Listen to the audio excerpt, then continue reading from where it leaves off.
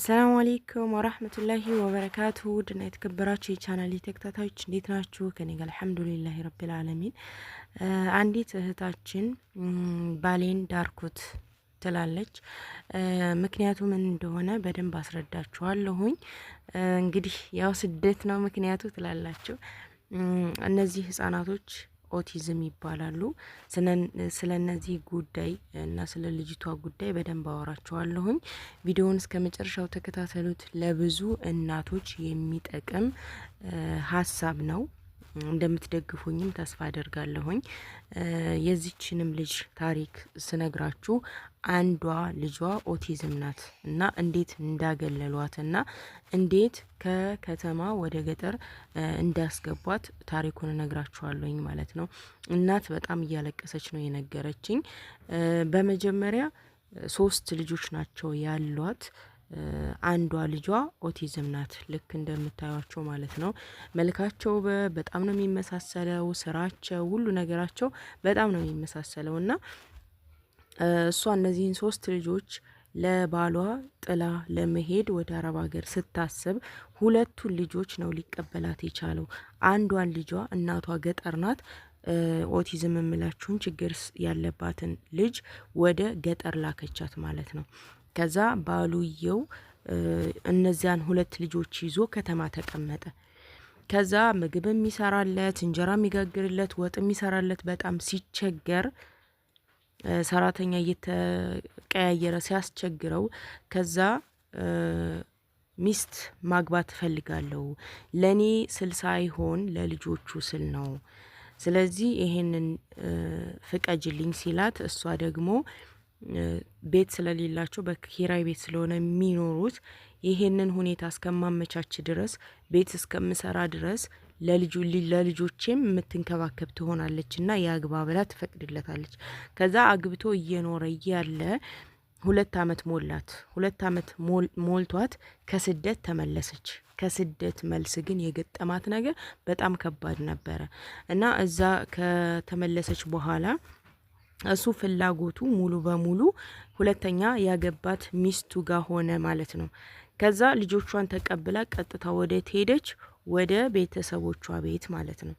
ከዛ እዛ ስትሄድ እቺ ልጅቷ በጣም ተጎድታ ከአካባቢው ህብረተሰብ እርቃ በቃ ብቸኛ ሆና የሆነ ዛፍ ስር እጇን ምናምን እንትን እያለች የምትፈልገውን ፍላጎቷን ማስረዳት አልቻለችም። ከልጆች ጋር መግባባት አልቻለችም። ይሄ ስነ ልቦናዋን ስለሚጎዳው ለብቻዋ ተጎድታ ታገኛታለች ማለት ነው ልጇን። እና በጣም ይሄ ነገር ስሜቷን ጉዳት በጣም እያለቀሰች ነው የነገረች። በነገራችን ላይ በእነዚህ ልጆች ዙሪያ በጣም አስባለሁ ብዙ ጊዜ በጣም ማለት ነው። ለምን እኛ አካባቢ ላይ ምንም እንደዚህ ድጋፍ የሚያደርግ ልክ እንደ እርግማን ነገር ነው የሚቆጠረው። እኔ ያገኘኋቸው እናቶች በጣም ብዙ ነገር ይሉኛል። ይሄ ነገር በእርግማን የመጣ ነው፣ እንደውም ከአንዱ ልጅ ወደ ሌላው ልጅ እንዳይመጣብን፣ እርጉዝ ከሆኑም እንዳይጋባብን ምናምን በማለት በጣም የሚፈራበት ማህበረሰብ ጋር ነው ያለ ነው። ይሄ ነገር በጣም ውስጤን ይሰማኛል፣ የሚገርማችሁ ነገር ማለት ነው። እና ጉዳዩ እንግዲህ በዚሁ ሊጨርስላችሁና የልጅቷ ጉዳይ ያው ባሏን ድራው ነበረ። ነገር ግን እሷ ያሰበችው ልጆቿን ይዞላት ይዛ ይቺ ሚስት የተገባችው ከዛ እሷ ስትመጣ እንዲፋቱ ነበር የተነጋገሩት ማለት ነው። ለምን እሱም አገባኋት ያለው ለልጆቹ ብሎ ስለሆነ ማለት ነው። እዚህ ታሪክ ላይ ግን እኔን የተሰማኝ ነገር እችኛዋ ልጅ 3ኛዋ ልጅ ለምን ተነጥላ ገጠር እንደሄደች ነው። እኔ በጣም ያዘንኩበት ጉዳይ ይሄ ነው። ልመጣበትም ይሄንን ታሪክ እዚህም ላወራበት የቻልኩት ጉዳይ በዚህ ጉዳይ ነው። አያችሁ እናንተ በሽተኛም ልጅ ይስጣችሁ፣ ጤነኛም ልጅ ይስጣችሁ፣ ሁሉም የአላህ ስጦታ ነው። እንዴ በሽተኛ ልጅ ሰጠኝና ብላችሁ እንዴት ነው ወደ በቃ አለ አይደለ ልክ ይቺ ልጅ አትረባም፣ ይቺ ልጅ በቃ ሌላ ይወለዳል፣ በቃ ልክ አለ አይደለ ልጅቷን ከምንም እንደማይቆጥሯት ማለት ነው። እስኪ ወደ ሰፊ ከተማ ሂዱ። እኔ ይሄ ጉዳይ አናዶኝ ነው የመጣሁት። ገብቷችኋል? አሁን ወደ ሰፊ ከተማ ብትሄዱ የሚሰጣቸው ትምህርት አለ፣ የሚሰጣቸው የማህበራዊ ግንኙነት ትምህርት እንዲማሩ ይደረጋል።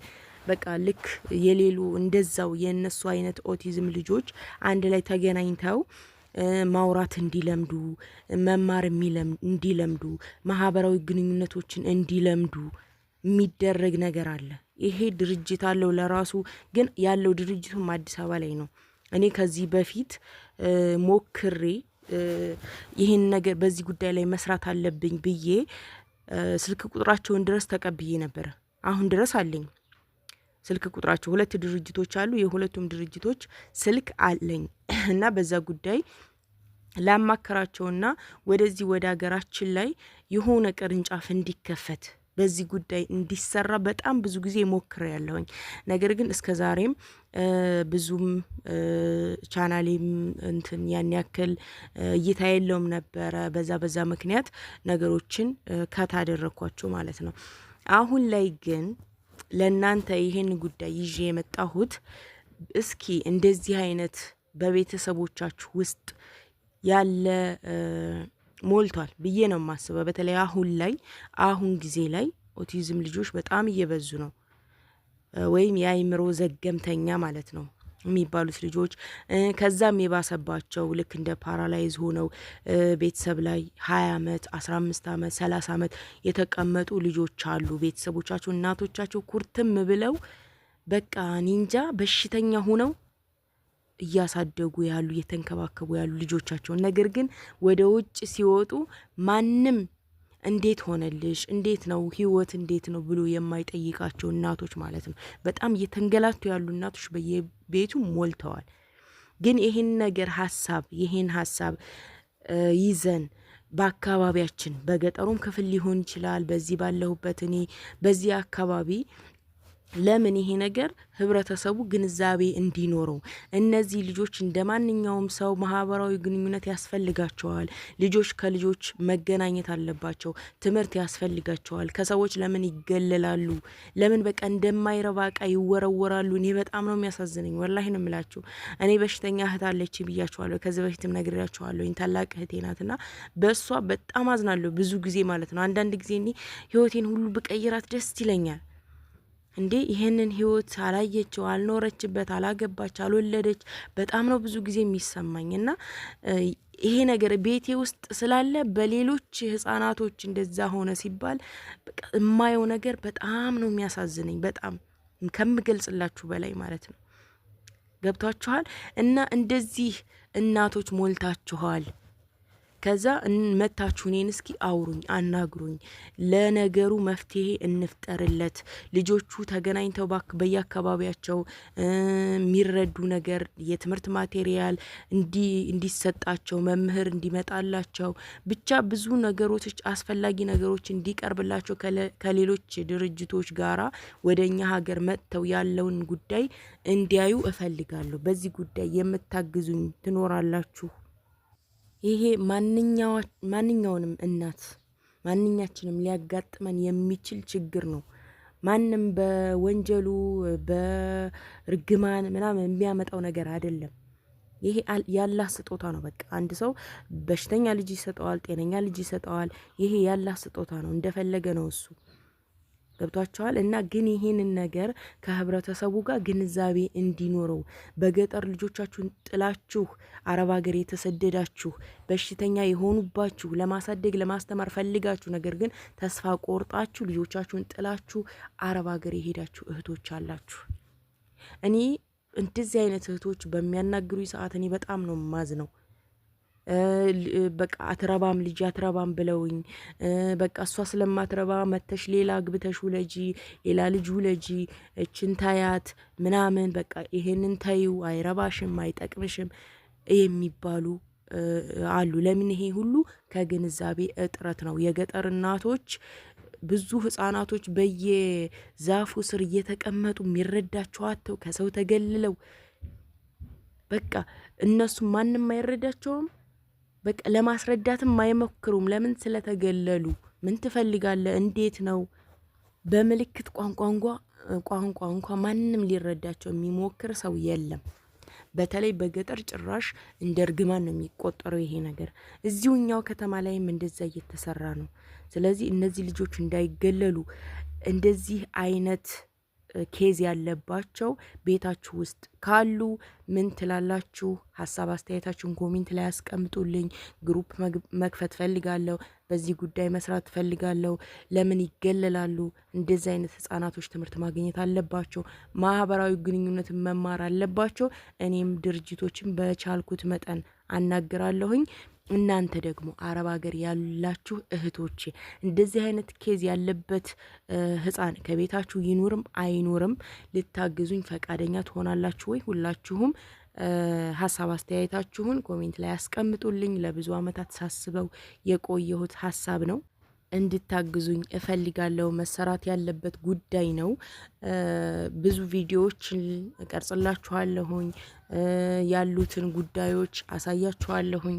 በጣም ልሰራቸው ካሰብኳቸው ነገሮች ሊረዱ አገራችን ላይ መሆን አለበት ይሄ ተቋም መኖር አለበት ብዬ ከማስባቸው ነገሮች የበለጠው ይሄ ነውና እናንተስ ምን ትላላችሁ? በዚህ ጉዳይ ይሄ ኬዝ ያለባችሁም ብዙ የተጎዳችሁ እናቶች አላችሁ። በዚህ ጉዳይ ላይ ልታናግሩኝ ትችላላችሁ። በውስጥ መስመርም ቢሆን ኮሜንት ላይ ማሳብ አስተያየታችሁን ጻፉልኝ። በዚህ ጉዳይ ልንሰራ ይገባል። አሁን ቻናሌ ባለበት ደረጃ እንግዲህ ይህንን ነገር ለመስራት ተነሳሽነት አለኝ። ይበቃልም ብዬ አስባለሁኝ። የቻናሌ እድገት በዚህ ጉዳይ ሰራለሁኝ ማለት ነው። ውዶችዬ የምታግዙኝ ካላችሁ በውስጥ መስመር አናግሩኝ። የጤነኛ ህጻናቶች ጉዳይ ትምህርታቸው ብቻ ሳይሆን ሊያሳስበን የሚገባው እንደዚህ በሽተኛ ህጻናቶችንስ እንዴት እናድርግ የሚለው ነገር ሁላችንም ሊያሳስበን ይገባል። ዛሬ ቤታችን ባይገባ ነገ ቤታችን ሊገባ ይችላል ይሄ ጉዳይና ነግበኔ ነው። አላህ ለማን እንደሚሰጥ አይታወቅም እና መረዳዳታችን ግድ ነው። እንደ ማንኛውም ሀገር ሌላ ሀገር ላይ እንዳሉት እንደዚህ አይነት ኬዝ ያለባቸው ልጆች አገራችንም ላይ ተቋም መኖር አለበት፣ መሰራት አለበት ብዬ አምናለሁኝ። እስኪ እናንተን ሀሳብ አስተያየትን አቅርቡ። በተረፈ የዛሬ ቪዲዮ ይህን ይመስል ነበር። ላይክ፣ ሼር፣ ሰብስክራይብ ማድረጋችሁን አትርሱ። ኢንሻአላህ በቀጣይ ቪዲዮ ተመልሼ እስከመጣ አላህ ሰላማችሁን ያብዛው፣ ሀገራችንን ሰላም ያደርግልን። አሰላሙ አለይኩም ወራህመቱላሂ ወበረካቱ።